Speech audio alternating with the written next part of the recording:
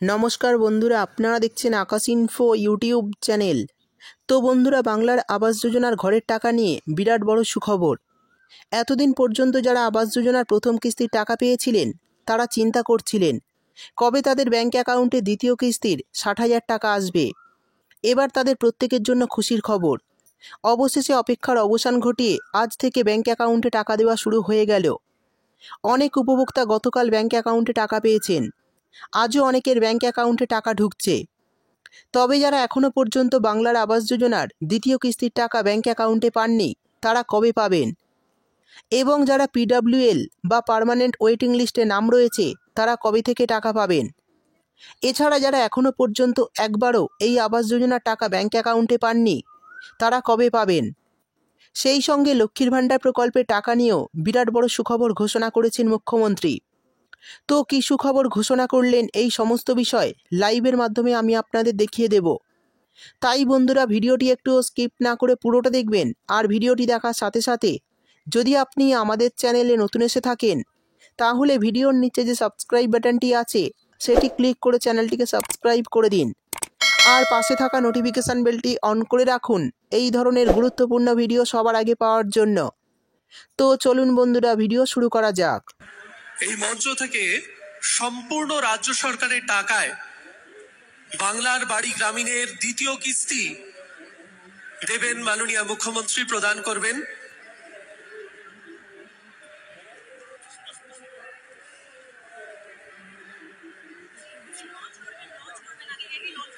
আমরা অডিও ভিজুয়ালটা দেখে নেব।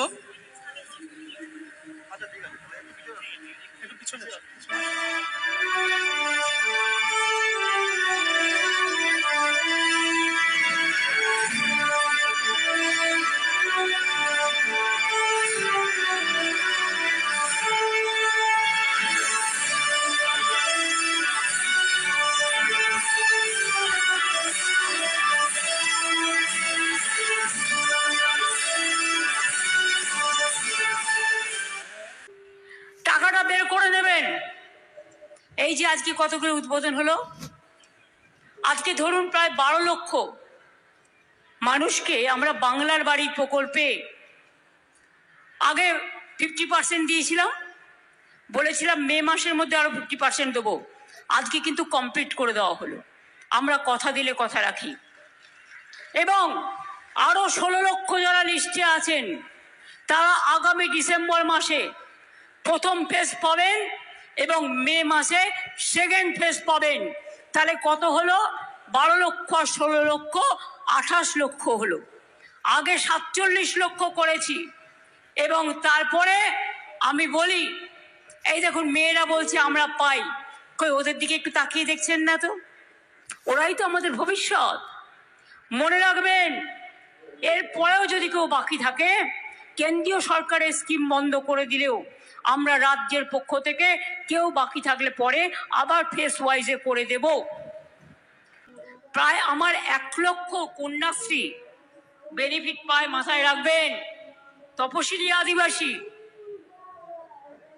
থেকে শুরু করে, মেধাশ্রী থেকে শুরু করে, কৃষক বন্ধু থেকে শুরু করে, মৃত্যুজনিত সহযোগিতা থেকে শুরু করে, শস্য বীমা থেকে শুরু করে, লক্ষ্মীর ভাণ্ডার থেকে শুরু করে, সবুজ সাথী থেকে শুরু করে, স্বাস্থ্য সাথী থেকে শুরু করে, বিনামূল্যে খাদ্য দেওয়া থেকে শুরু করে, পানীয় জলের ব্যবস্থার 90% টাকা খরচা আমরা করি থেকে শুরু করে সবকিছু যদি বলি, তাহলে এই জেলার জন্য, শুধু এই নর্থ বেঙ্গলের জন্য ভাববেন না উত্তরবঙ্গ উন্নয়ন দপ্তর একটা ছোট দপ্তর, শুধু সেখান থেকে টাকা খরচ হয়।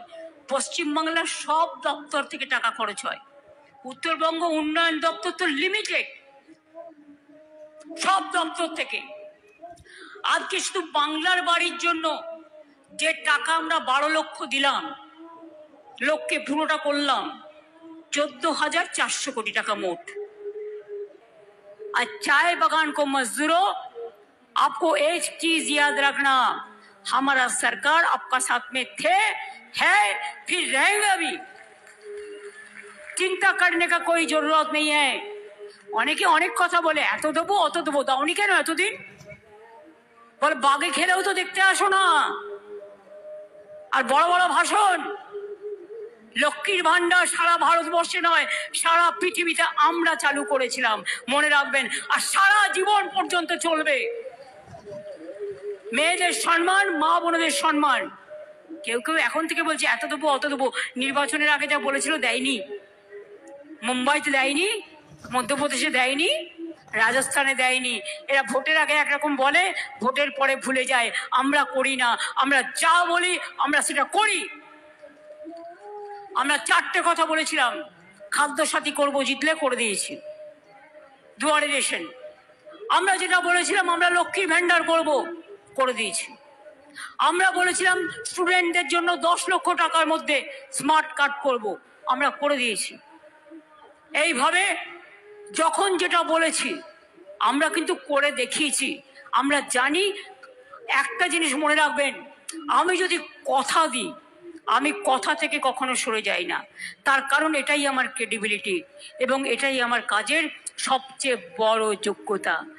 অর্থাৎ বুঝতেই পারলেন, মাননীয় মুখ্যমন্ত্রী মমতা বন্দ্যোপাধ্যায়ের ঘোষণা অনুযায়ী অলরেডি টাকা ছাড়ার কাজ শুরু হয়ে গেছে। উপভোক্তাদের ব্যাংক অ্যাকাউন্টে বাংলার আবাস যোজনার টাকা ঢুকছে। তবে এখনও পর্যন্ত যদি আপনার ব্যাংক অ্যাকাউন্টে টাকা না ঢুকে, সেক্ষেত্রে কবে পাবেন?